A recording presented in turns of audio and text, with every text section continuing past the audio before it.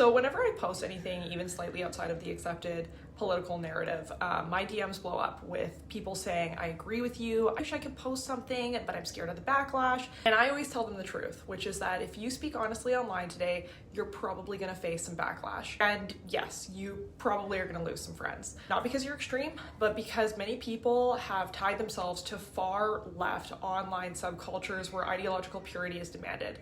Their support is conditional, their friendships are conditional, and silence from their opposition is mandatory. And what's wild is that none of this is random. It follows a very predictable psychological pattern. Let's talk about it. So politics has replaced religion for a lot of people. For many highly online liberals, politics has become their entire moral identity. It defines their sense of good and evil, their community, their belonging, their self-worth. So disagreement feels like heresy, a direct violation to their doctrine. Then there's social media, which rewards outrage rather than nuance. Platforms reward the us versus them thinking. This conditions people to believe that relationships must align 100% with their ideology, otherwise they are unsafe. And of course, disagreement has been relabeled as harm. Words like unsafe, harmful, anti-blank, dangerous views are used to avoid emotional discomfort.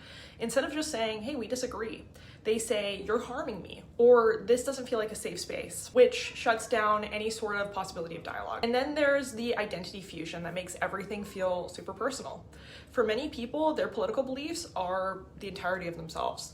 So if you question a policy, it feels like you've questioned their existence.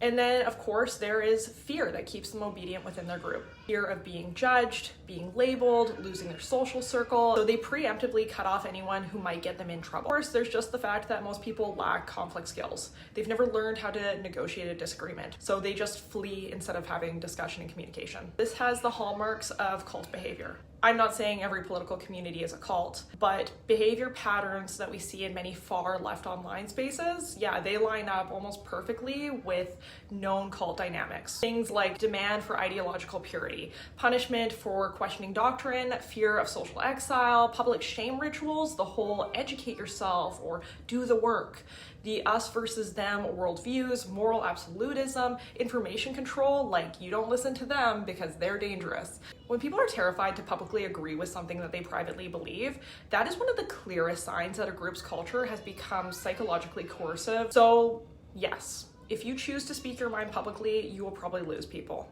But the only people that you'll lose are the ones who are following a very strict ideological script. And the people that stay, those are the ones who actually know you, not the ideological version of you that they need you to be for their own social perception. The backlash you fear isn't evidence that you're wrong, it's evidence of the cultural moment that we're in.